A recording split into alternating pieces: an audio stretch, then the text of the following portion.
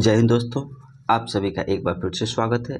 आज के वीडियो में हम लोग जो बिहार एसएससी का जो एग्ज़ाम होने वाला है दोस्तों, उस पे कुछ प्रीवियस ईयर क्वेश्चंस को लेकर हम लोग आए हैं। देखिए, आज का वीडियो जो है हमारा वह बिहार कर्मचारी चयन आयोग बीएसएससी प्रथम स्तरीय मुख्य परीक्षा जो 2013 में हुआ था उसका ओरिजिनल क्वेश्चन है।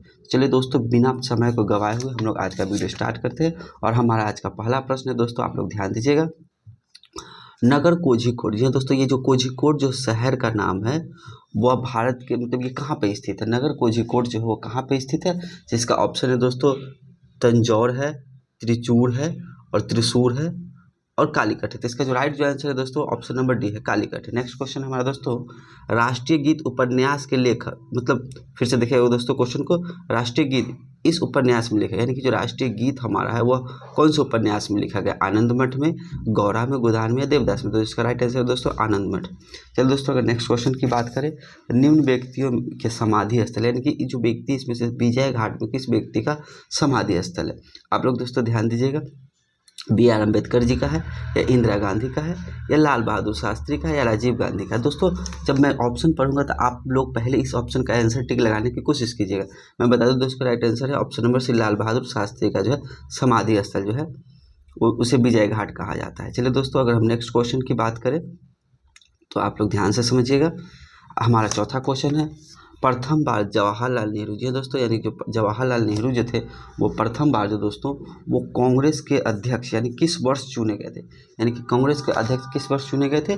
1929 में, 1939 में या 1949 में या 1959 में? तो दोस्तों इसका जो राइट आंसर है 1929 में लाहौर अधिवेशन का जो कांग्रेस का जो अध्यक्षता हुआ था उसमें जवाहरलाल नेहरू अध्यक्ष चुने गए थे। चलिए दोस्तों, हमारा पांचवा क्वेश्चन है, झांसी की रानी जी है दोस्तों, झांसी की रानी के तौर पर कौन प्रसिद्ध है? यानी कि कुछ महिलाएं की नाम है जो फेमस है, जिनमें किन्हें झांसी की रानी कहा जाता है? दुर्गाबाई को, पद्मिनी को या अहिल्याबाई को या लक्ष्मीबाई को? तो दोस्तों इसका जो राइट आंसर है वह लक्ष्मीबाई है। चलिए दोस्तों, मैं आज का अगला क्वेश्चन पर डिस्कशन करता हूँ। ब्रिटिश शासन के विरुद्ध कांग्रेस ने किस वर्ष असहयोग आंदोलन, जो दोस्तों जो असहयोग आंदोलन था उसको किस वर्ष चालू किया गया था? तो दोस्तों ये ब्रिटिश शासन कांग्रेस ने, ये जो कांग्रेस दिया है ना, लेकिन हम बता दें दोस्तों कि असहयोग आंदोलन जो है वो महात्मा गांधी ने चालू किया था। महात्मा गांधी जी जो थे वो असहयोग आंदोलन स्टार्ट किए थे। लेकिन ये अगर वर्ष की बात की जाए दोस्तों, आप लोग भी इसका आंसर लगाने की कोशिश कीजिए। मैं बता दूं 1920 ईस्वी है option number A, option number B है 1930, ऑप्शन नंबर सी है 1940, ऑप्शन नंबर डी है 1910। तो इसका राइट आंसर है दोस्तों 1920 में असहयोग आंदोलन स्टार्ट किया गया था। चलिए दोस्तों, अगर मैं नेक्स्ट क्वेश्चन की बात करूँ तो हमारा नेक्स्ट क्वेश्चन है क्वेश्चन नंबर 7 की बात की जाए दोस्तों, तो ध्यान दीजिएगा। क्वेश्चन नंबर 7 है, एक मानचित्र में समान दाब, यानी कि समान दाब वाली रेखा, यानी कि वे रेखा है जिस पर समान दाब हो वह क्या कहलाती है? दोस्तों आप लोग इसका आंसर लगाने की कोशिश कीजिए। ऑप्शन नंबर ए है आइसो नॉर्मल है, option number A, option number B है आइसो बात है, option number C isobar है, option number D isohyet है। तो दोस्तों इसका जो राइट आंसर है आइसो बार है।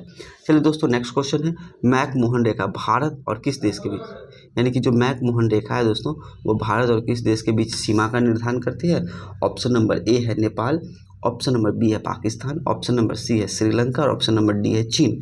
तो दोस्तों जो मैक मोहन रेखा है वो भारत और श्रीलंका के बीच है। अगर पाकिस्तान के बीच की बात की जाए, सॉरी दोस्तों, इसका तो श्रीलंका ऑप्शन नहीं है। मैक मोहन रेखा है दोस्तों वो भारत और चीन के बीच है, भारत और चीन के बीच, वही पाकिस्तान के बीच दोस्तों रेड क्लिफ रेखा है, रेड क्लिफ।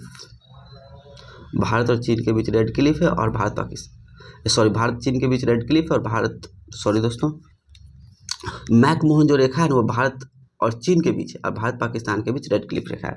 चलिए दोस्तों, अगर मैं नेक्स्ट क्वेश्चन की बात करूं तो सतपुरा पर्वत, जी दोस्तों सतपुरा पर्वत ताप्ती, एक मिनट दोस्तों, जो सतपुरा पर्वत श्रृंखला जो है ना वह ताप्ती और किस नदी के बीच है? यानी कि जो सतपुरा पर्वत श्रृंखला है वह ताप्ती और किस नदी के बीच है? Option number A Narmada, option number B Chambal, option number C Betwa, option number D Ganga. तो इसका जो राइट आंसर है दोस्तों ऑप्शन नंबर ए है। चलिए दोस्तों, अगर मैं नेक्स्ट क्वेश्चन की बात करूँ दोस्तों, ये जो मैक मोहन रेखा वाला है इसका राइट आंसर है दोस्तों, आप लोग ध्यान दीजिएगा। ये मैं बता दूँ आप लोग को दोस्तों, जो मैक मोहन रेखा है दोस्तों वो भारत और चीन के बीच है, वही रेड क्लिफ रेखा भारत पाकिस्तान के बीच है। चलिए दोस्तों, अगर मैं नेक्स्ट क्वेश्चन की बात करूँ, क्वेश्चन नंबर 10 की बात करूँ, थोड़ा सा मैं पेज सेटअप कर लेता हूँ दोस्तों।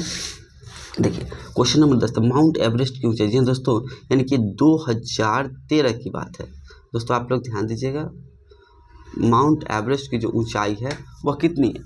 तो ऑप्शन नंबर ए है 885 मीटर, ऑप्शन नंबर बी है 8850 मीटर, ऑप्शन नंबर सी है 88,500 मीटर, ऑप्शन नंबर डी है 88.5 मीटर। इसका जो राइट आंसर है दोस्तों वो 8850 मीटर है। चलिए दोस्तों, एक नेक्स्ट क्वेश्चन हमारा क्वेश्चन नंबर 11 है, तलचर कोयले, जी दोस्तों, तलचर कोयले की खान कहाँ स्थित है? यानी कि जो तलचर कोयले की खान है वो भारत के किस राज्य में स्थित है? दोस्तों आप लोग इसका आंसर लगाने की कोशिश कीजिएगा। ऑप्शन नंबर ए बिहार है, ऑप्शन नंबर बी झारखंड है, option number C Orissa, option number D Chhattisgarh है। तो इसका जो राइट आंसर है दोस्तों वो ऑप्शन नंबर सी उड़ीसा, यानी कि तलचर कोयले की खान जो है वो भारत के उड़ीसा राज्य में पाया जाता है। चलिए दोस्तों, अगर मैं नेक्स्ट क्वेश्चन की बात करूँ, क्वेश्चन नंबर 12 है आज का हमारा, उस प्रथम ग्रह का क्या दोस्तों, उस प्रथम ग्रह का क्या है, नाम क्या है जिसके बारे में खोज ने बताया कि वहाँ 2 सूर्योदय है? कहने का मतलब वह ग्रह का क्या नाम है जहाँ पर 2 बार सूर्योदय होता है? तो इसका जो आंसर है दोस्तों, पहले तो मैं ऑप्शन पढ़ दूँ। ऑप्शन नंबर ए है ल्यूक है, ऑप्शन नंबर बी पृथ्वी, ऑप्शन नंबर सी शनि है, option number D Kepler 16b है। तो इसका जो राइट आंसर है दोस्तों केपलर 16b है। चलिए दोस्तों, अगर मैं नेक्स्ट क्वेश्चन नंबर 13 की बात करूँ दोस्तों, क्वेश्चन नंबर 13 है, ध्यान से समझिएगा। जनजाति संथाल, यानी कि जो संथाल जनजाति है दोस्तों वह भारत के जो है किस राज्य में नहीं है? यानी कि जो संथाल जनजाति, इसमें से बहुत सारे राज्य के नाम दिए हुए और आपको बताना है कि भारत के किस राज्य में संथाल जनजाति नहीं है। तो ऑप्शन नंबर ए उड़ीसा है, ऑप्शन नंबर बी है झारखंड है, option number C option number A Assam है, ऑप्शन नंबर बी झारखंड है, option number C Orissa, option number D Paschim Bengal है। दोस्तों इस क्वेश्चन का आप लोग भी पहले आंसर लगाने की कोशिश कीजिए, लेकिन मैं बता दूं दोस्तों, जो संथाल जनजाति है ना असम में नहीं पाए जाते हैं, बाकी ये सारे राज्य में पाए जाते हैं। चलिए दोस्तों, अब अगर नेक्स्ट क्वेश्चन की बात करें तो भारत में विशालतम समुद्र तट यहाँ है।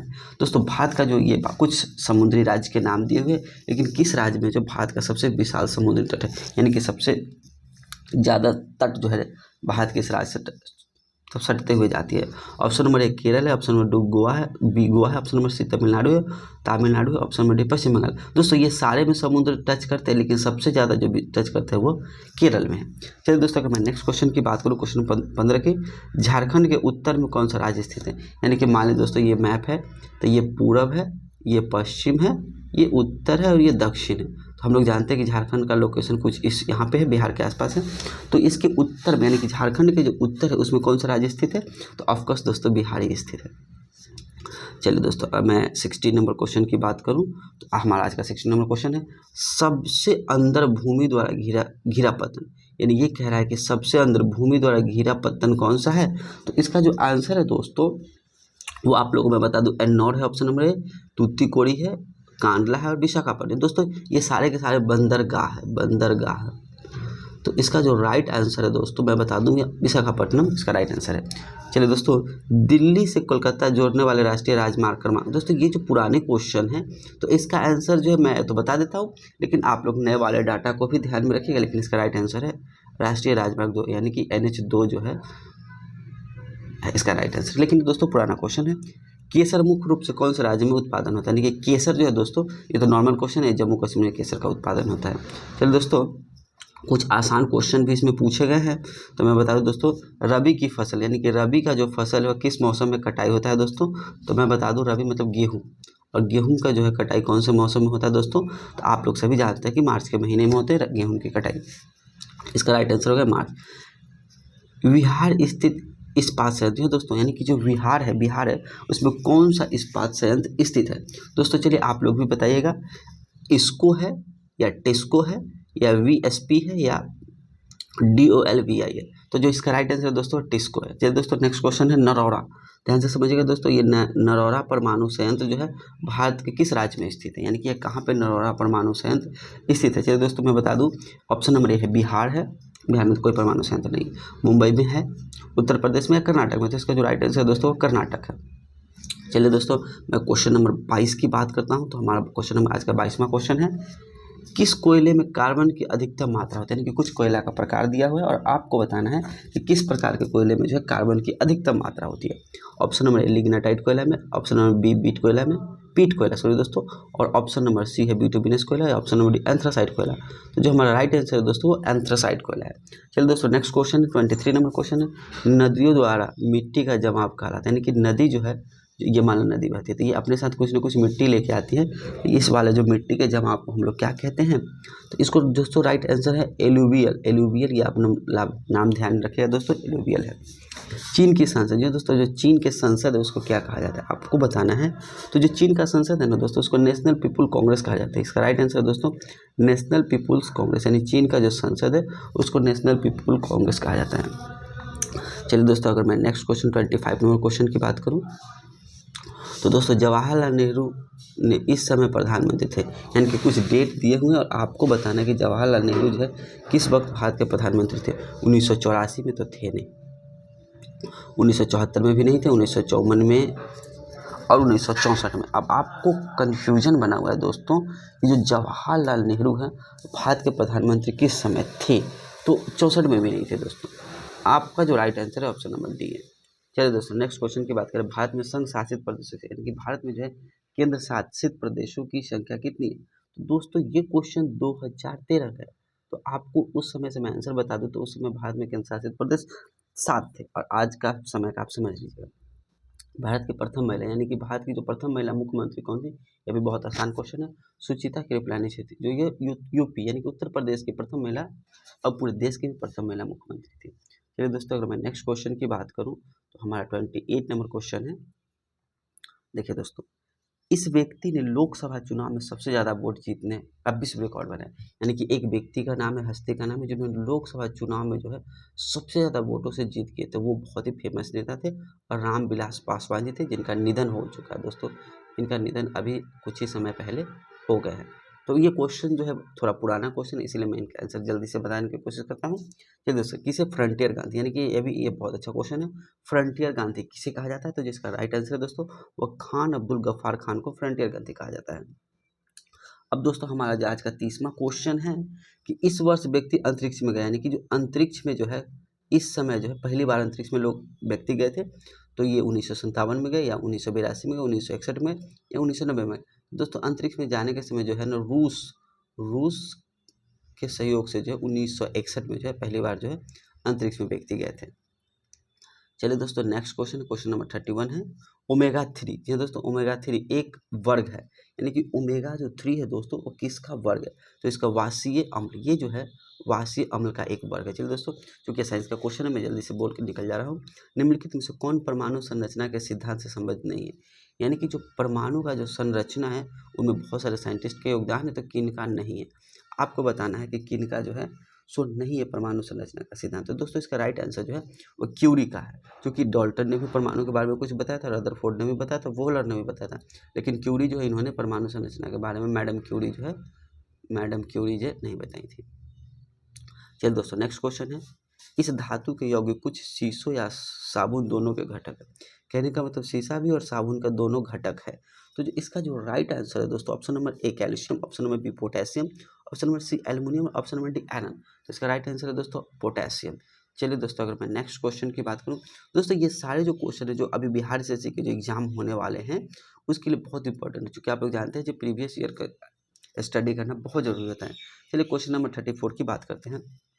इस तत्व का परमाणु मानक के रूप में लिया जाता है, यानी कि किसे जो है परमाणु का भार मापने के लिए हम लोग यूज़ करते हैं। तो बहुत सिंपल क्वेश्चन है दोस्तों, कार्बन, यानी कि C12 जो है ना इसका परमाणु भार का जो है हम लोग मतलब किसी भी चीज़ को वजन करने के लिए यूज़ करते हैं।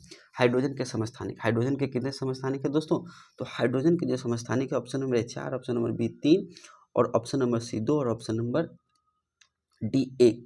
तो दोस्तों इसका जो राइट आंसर है हाइड्रोजन के 3 समस्थानिक है, H1, H2, H3, यानी हाइड्रोजन है, ड्यूटेरियम है, ट्रिटियम है। चलिए दोस्तों, पिच ब्लेड है दोस्तों, ये पिच ब्लेड एक अयस्क है, जो किसका अयस्क है, option number A uranium, option number B iron, option number C aluminium, option number D copper. आपको बताना है दोस्तों जो पिच ब्लेड है वो किसका अयस्क है, तो ये यूरेनियम का अयस्क है। चलिए दोस्तों, मैं नेक्स्ट क्वेश्चन की बात करता हूँ, बिना समय को गवाए हुए सारे प्रीवियस ईयर क्वेश्चन है जो बिहार एसएससी के लिए बहुत इंपॉर्टेंट है। मिश्र धातु एल्युमिनियम ब्रॉन्ज के उच्चतम अनुपात में उपस्थित तत्व क्या, यानी कि जो एल्युमिनियम ब्रॉन्ज है इसमें सबसे ज़्यादा अनुपात में कौन से तत्व मौजूद रहते हैं। तो दोस्तों मैं बता दूं एल्युमिनियम होगा, टिन होगा, लेड होगा या तांबा होगा। तो इसका जो राइट आंसर है दोस्तों वो तांबा है। चलिए दोस्तों, मैं नेक्स्ट क्वेश्चन की बात करूं तो कार्बनिक यौगिकों से संश्लेषित प्रथम कार्बनिक यौगिक, कहने का मतलब जो प्रथम कार्बनिक यौगिक है, जो कृत्रिम जो यौगिक बनाया गया था वो प्रथम कौन था? तो दोस्तों यूरिया था, जिसको प्रयोगशाला में बनाया गया था। ये राइट आंसर है। मैं बता दूं दोस्तों, नेक्स्ट क्वेश्चन है, वुटर्स अभिक्रिया इससे प्राप्त हेतु होती है, यानी कि वुटर जो अभिक्रिया है इसे प्राप्त करने हेतु, यानी कि किसको बनाने के लिए ये अभिक्रिया कराए जाते हैं? तो इसका जो राइट आंसर दोस्तों अल्केन है, अल्केन। इसका केमिकल फॉर्मूला है CnH2n+2 है दोस्तों। चलिए दोस्तों, अगर मैं नेक्स्ट क्वेश्चन की बात करूं, क्वेश्चन नंबर 14 है दोस्तों, ध्यान दीजिएगा। सिरके का पीएच मान, यानी कि सिरका है उसका पीएच मान लगभग कितना होता है? तो दोस्तों आप लोग बताइएगा। Option number A 3, option number A 7, option number B 3, option number C 8 और ऑप्शन नंबर डी 1। तो आप लोग भी इसका आंसर बताने की कोशिश कीजिएगा। लेकिन इसका राइट आंसर जो है 3 है, लेकिन इसका अगर मैं 3.4 होता है इसका राइट, लेकिन ये क्वेश्चन के अकॉर्डिंग जो है, इसलिए मैं बता दिया दोस्तों। ग्लिसरॉल में प्राथमिक एल्कोहलिक समूह कौन है? ये सारे साइंस के क्वेश्चन है। ग्लिसरॉल जो है उसमें प्राथमिक एल्कोहलिक समूह की संख्या कितनी है? दोस्तों मैं बता दूं, इसका जो राइट आंसर है वो 2 है, यानी कि ग्लिसरॉल में जो है प्राथमिक समूह एल्कोहलिक समूह की संख्या 2 है। दोस्तों प्रकाश संश्लेषण का प्राथमिक उत्पाद क्या है? क्वेश्चन नंबर 42 है। तो प्रकाश संश्लेषण का जो प्राथमिक उत्पाद है दोस्तों, एक ग्लूकोज है। बहुत ही सिंपल क्वेश्चन है, इसमें समय हम लोग नहीं गवाएंगे। चलिए दोस्तों नेक्स्ट क्वेश्चन की बात करते हैं। हमारा नेक्स्ट क्वेश्चन है 43, मशरूम क्या? दोस्तों आपको बताना है कि मशरूम एक्चुअल में क्या है। तो मैं बता दूं दोस्तों, यह शैवाल है, अनावृत बीजी है, पादप है या कवक है? तो इसका राइट आंसर है पादप। मशरूम जो है पादप है। यह प्रकंद का एक उदाहरण, प्रकंद का उदाहरण है। दोस्तों आपको बताना है कि प्रकंद का उदाहरण क्या है। तो मैं बता दूं दोस्तों, प्रकंद का उदाहरण अदरक और हल्दी भी होते हैं। ये प्रकंद के उदाहरण। आलू जो है दोस्तों तना है। चलिए दोस्तों, सबसे जोर से बोल सकने वाला, यानी कि इसमें से कौन सा जंतु है जो सबसे ज़्यादा जोर से साउंड को निकाल सकता है? आपको बताना है दोस्तों, आदमी, न्यूलहेल, बंदर या हाथी? दोस्तों इसका जो राइट आंसर है वो न्यूलहेल है। और सबसे बड़ा ये जानवर भी है। तो वो प्रकाश संश्लेषण, ध्यान दीजिएगा दोस्तों, प्रकाश संश्लेषण तथा श्वसन से समान कौन से उत्पाद होते हैं? यानी प्रकाश संश्लेषण के बाद या श्वसन के बाद जो दोस्तों वो समानतः कौन से उत्पाद होते हैं? तो आपको बता देना है, इसका राइट आंसर जल है। ग्लूकोज नहीं होंगे, ऑक्सीजन भी नहीं होंगे और कार्बन डाइऑक्साइड भी नहीं होगा। राइट आंसर जल है। चलिए दोस्तों, मैं नेक्स्ट क्वेश्चन की बात करूँ, अंतःस्रावी ग्रंथि, यानी कि इनमें से कौन से ग्रंथि जो है सो अंतःस्रावी ग्रंथि है? तो आपको बताना है दोस्तों, इसको राइट आंसर क्या होगा? वृक्क है, अंतःस्रावी ग्रंथि, अंडाशय है या थायराइड है या मुख है? तो इसका जो राइट आंसर है दोस्तों वह थायराइड जो है वो अंतःस्रावी ग्रंथि है। चलिए दोस्तों, अगर मैं नेक्स्ट क्वेश्चन की बात करूँ, कौन सा अंग पित्त का स्राव करता है? यानी कि जो पित्त होते हैं दोस्तों, इसका स्राव किससे होता है? ऑप्शन नंबर 1 लीवर से, ऑप्शन नंबर 2 पित्ताशय से, ऑप्शन नंबर सी अग्नाशय से या गृहिणी से। दोस्तों आप लोग भी इसका आंसर लगाने की कोशिश कीजिए, लेकिन मैं बता दूं दोस्तों, जो पित्त का स्राव होता है इसका राइट आंसर है लीवर से पित्त का स्राव होता है। चलिए दोस्तों, अगर मैं वहीं पे नेक्स्ट क्वेश्चन की बात करूं, क्वेश्चन नंबर 48 की बात की जाए दोस्तों, तो ध्यान से समझिएगा। कौन सा अंग पित्त का स्राव तो हो गया, यानी रिकाम्बिनेटिक यानी डीएनए टेक्नोलॉजी के विकास के पश्चात ही यह तकनीक संभव हुआ। यानी कि इसका जो आप लोग को राइट आंसर मैं बता दूं दोस्तों, ये क्वेश्चन जो है डीएनए अंगुली मुद्रण, ये इसका राइट आंसर है दोस्तों। ये थोड़ा टफ क्वेश्चन है, इसको ध्यान में रखिएगा, डीएनए अंगुली मुद्रण। चलिए दोस्तों, अगर मैं नेक्स्ट क्वेश्चन की बात करूँ, क्वेश्चन नंबर 50 की बात करें, तो निम्न का कारण विषाणु, यानी कि इस कुछ बीमारी का नाम दिया हुआ है और इसमें से कौन सी बीमारी है जो विषाणु के कारण होता है? दोस्तों मैं इसका राइट आंसर डायरेक्ट बता देता हूँ, जो विषाणु से होने वाला रोग है वो रेबीज है। और मैं बता दूँ यह बीमारी जो है कुत्ता के काटने से होता है। कुत्ता के काटने से रेबीज नामक बीमारी होती है। गति का अध्ययन, यानी कि वह कौन से ये गति जो होते हैं, गति उसका अध्ययन हम लोग फिजिक्स के किस शाखा में करते हैं? तो मैं बता दूं दोस्तों, ये कैनेमेटिक्स में किया जाता है। नेक्स्ट क्वेश्चन है क्वांटम सिद्धांत। क्वांटम सिद्धांत बहुत सिंपल क्वेश्चन, किसने सुझाव दिया था? तो मैक्स प्लांक ने दिया था, मैक्स प्लांक क्वांटम। चलिए दोस्तों, 53 नंबर क्वेश्चन है और ये सारे क्वेश्चन जो है दोस्तों वो प्रीवियस ईयर क्वेश्चन है। मैं आप लोगों को बता दूं कि ये 2013 में जो एग्जाम हुए थे उसमें के बिल्कुल ओरिजिनल क्वेश्चन है, आप लोग जो है मिला सकते हैं। चलिए दोस्तों, बिना समय गवाए हुए हम लोग 53 नंबर क्वेश्चन पर डिस्कशन करते हैं। वह यंत्र जो अत्यधिक ताप कर मापता है, यानी कि सबसे ज़्यादा ताप मापने वाले कौन से यंत्र हैं? दोस्तों राइट आंसर है पाइरोमीटर। सिंपल क्वेश्चन है। लक्स किसकी इकाई है? दोस्तों लक्स जो है वो प्रदीप्ति की इकाई है। चलिए दोस्तों, एक अश्व शक्ति में कितने वाट्स होते हैं? 746 हॉर्स पावर होते हैं, सब 746 वाट होते हैं। चलिए दोस्तों, ये सिंपल क्वेश्चन थे, मैंने टिक लगा दिए। अब क्वेश्चन नंबर 56 की बात करते हैं दोस्तों, ध्यान दीजिएगा दोस्तों। क्वेश्चन नंबर 50, एक सेकंड दोस्तों। क्वेश्चन नंबर 56 है, एक अवतल दर्पण में वस्तु का प्रतिबिंब दोनों वक्रता केंद्र पर हो। जब वक्रता केंद्र पर हो दोस्तों, तो इसका वस्तु का प्रतिबिंब कैसा बनेगा? तो वस्तु के समान ही बनेगा और समान आकार का बनेगा। ये आपको एक टेबल चार्ट याद रखना पड़ेगा। चलिए दोस्तों, अगर मैं नेक्स्ट क्वेश्चन की बात की जाए दोस्तों, क्वेश्चन नंबर 57 दोस्तों, आप लोग ध्यान दीजिएगा। ऊष्मागतिकी, ये साइंस का क्वेश्चन है दोस्तों। ऊष्मागतिकी का कौन सा नियम है कि बिना किसी बाह्य कारण की सहायता से किसी भी तापमान वाली वस्तु, किसी भी उच्च तापमान वाली वस्तु को ऊष्मा हस्तांतरित नहीं करता है? तो ऊष्मागतिकी का कौन सा नियम है दोस्तों, आपको बताना है। मैं बता दूं, इसका जो राइट आंसर है ऊष्मागतिकी की दूसरा नियम है। एक वायुयान की ध्वनि समांतर, मतलब जो ध्वनि किस में मापे जाते हैं होती है, पहले हम लोग जानते हैं ध्वनि तो डेसिबल में मापते हैं, लेकिन वायुयान की ध्वनि कितनी होती है? तो आपको मैं बता दूं दोस्तों, 100 डेसिबल होते हैं वायुयान की ध्वनि। एक नैनोमीटर किसके बराबर होता है, यानी कि नैनोमीटर जो है वह किसके बराबर होता है दोस्तों? तो एक जो नैनोमीटर है वो दोस्तों मैं बता दूं, इसका जो राइट आंसर है दोस्तों वो ऑप्शन नंबर 10⁻⁻9 मीटर। mm नहीं है दोस्तों, इतना मीटर, लेकिन ये mm में दिया है, लेकिन इसका right answer option number D हो जाएगा, 10⁻7 सेंटीमीटर। चलिए दोस्तों, मैं 16 नंबर क्वेश्चन की बात करूं,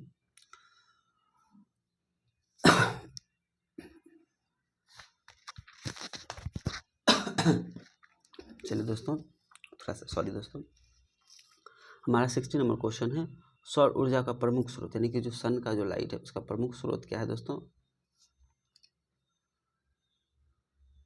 आपको बताना है, सॉरी दोस्तों, सौर ऊर्जा,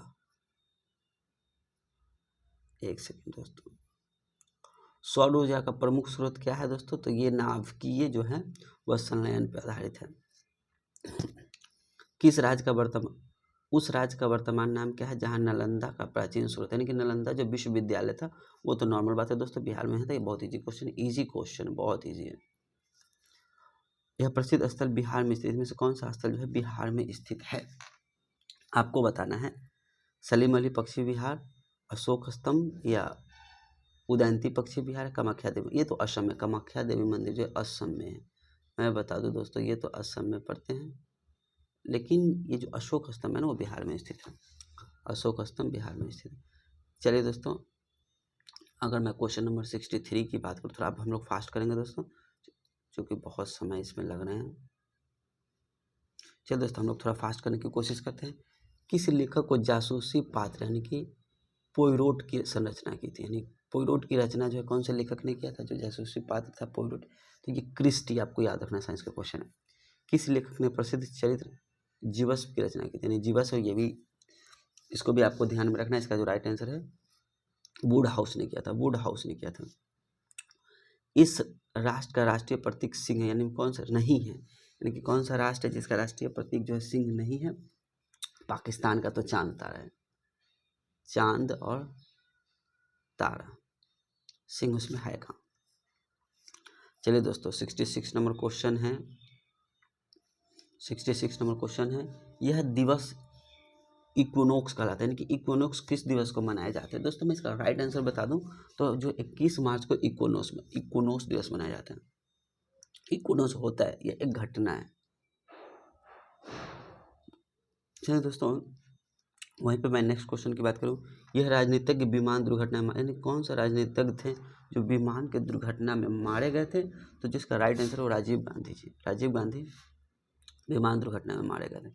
चलिए दोस्तों, मैं 68 नंबर क्वेश्चन की बात करूं, तो यह राजनीतिज्ञ दूर संरचना विभाग के कार्यवाहक मंत्री नहीं रहा दोस्तों। ये जो है 2013 के क्वेश्चन है, तो ये कुछ करंट के क्वेश्चन उस समय के थे। मैं इसका डायरेक्ट राइट आंसर ही बता दूं, तो उस समय जो है नारायणन जी जो थे ना वो नहीं थे, पुलेला गोपीचंद, यानी पुलेला गोपीचंद का संबंध किस खेल से है?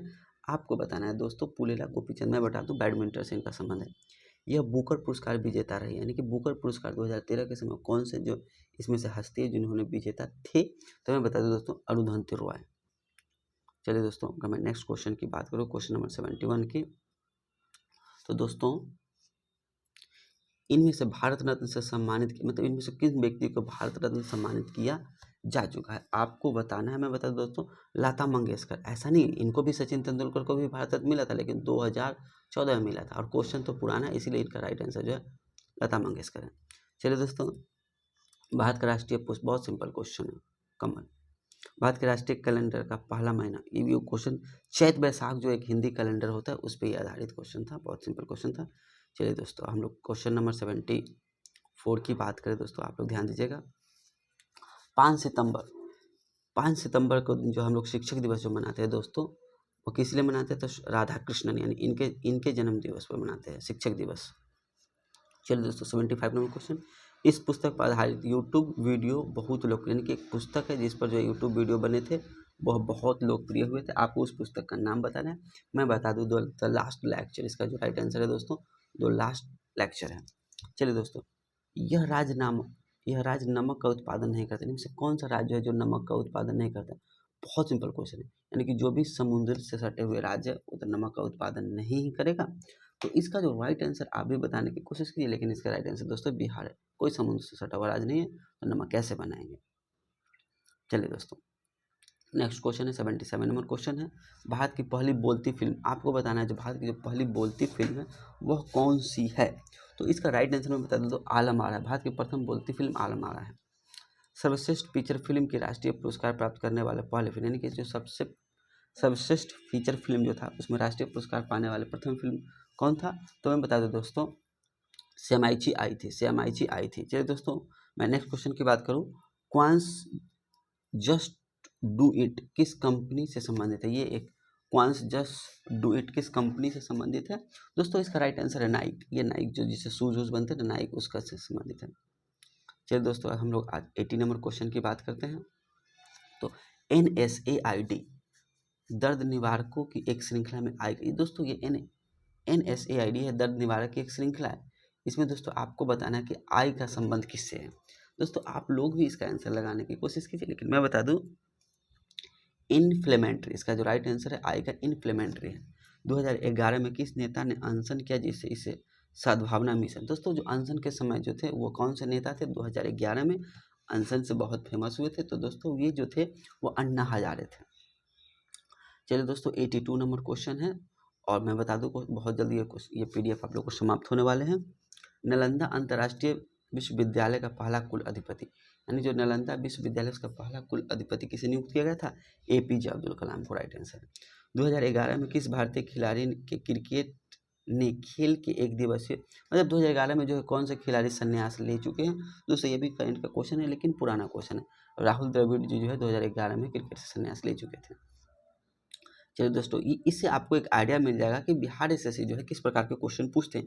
US में 2011 में किस अंतर्राष्ट्रीय संस्था ने भूतपूर्व प्रमुख को बंदी बनाया था? यानी कि जो बंदी बनाए थे वो किसको बनाया था दोस्तों? आपको बताना है, लेकिन मैं बता दूं इसका जो राइट आंसर है दोस्तों वह है IMF जो है ना, IMF, इसका जो राइट आंसर है दोस्तों। चलिए दोस्तों, नेक्स्ट क्वेश्चन है क्वेश्चन नंबर 85 पे, किस यूरोपियन देश ने 2011 में अपनी प्रथम महिला मुख्यमंत्री चुनी? यानी कि 2011 में कौन से यूरोपीय देश की महिला मुख्यमंत्री पहली बार बनी थी? आपको उस देश का नाम बताना है, जो देश है डेनमार्क, जिसका राजधानी कोपेनहेगन है दोस्तों। मैं बता दोस्तों, 86 नंबर क्वेश्चन है, EMI जो कर्ज के भुगतान से संबंधित है, ई का क्या मतलब है? यानी कि EMI पे जो हम लोग आज के समय में कोई भी फ़ोन लेते हैं, गाड़ी लेते हैं, तो EMI में ई का जो एक्सप्लेनेशन है वो क्या है? तो दोस्तों ई का एक्सप्लेनेशन जो है ना, इक्वेटेड, ऑप्शन नंबर बी है। भारत में श्वेत क्रांति के जनक, यानी कि श्वेत क्रांति के जनक किसे कहा जाता है आपको बताना है, लेकिन बहुत आसान क्वेश्चन है दोस्तों, ये वर्गीज कुरियन को कहा जाता है श्वेत क्रांति के जनक। चलिए दोस्तों, नेक्स्ट क्वेश्चन है हमारा 88 नंबर क्वेश्चन है, अमेरिकी विशेष सेना जिसने ओसामा बिन लादेन को मारा था उसे वो मारा कहलाता है, यानी कि जिस समय ओसामा बिन लादेन जो पाकिस्तान में छिप के बैठा हुआ था उसको मारा था, इसे क्या कहा गया था? इस मिशन दिया गया था, मिशन सील था। किसने लास्ट सपर को चित्रित किया है? तो यही तो लियोनार्डो दा विंची, बहुत फेमस व्यक्ति थे, मूर्तिकार भी थे, चित्रकार भी थे। पृथ्वी पंचायती राज मंत्रालय का गठन है कि पंचायती राज मंत्रालय का गठन कब हुआ था। 90 नंबर क्वेश्चन है दोस्तों। तो जो पंचायती राज का गठन की मैं बात करूँ दोस्तों, तो मैं इसको थोड़ा सा क्वेश्चन को स्क्रॉल कर लेता हूँ और PDF लगभग खत्म है दोस्तों।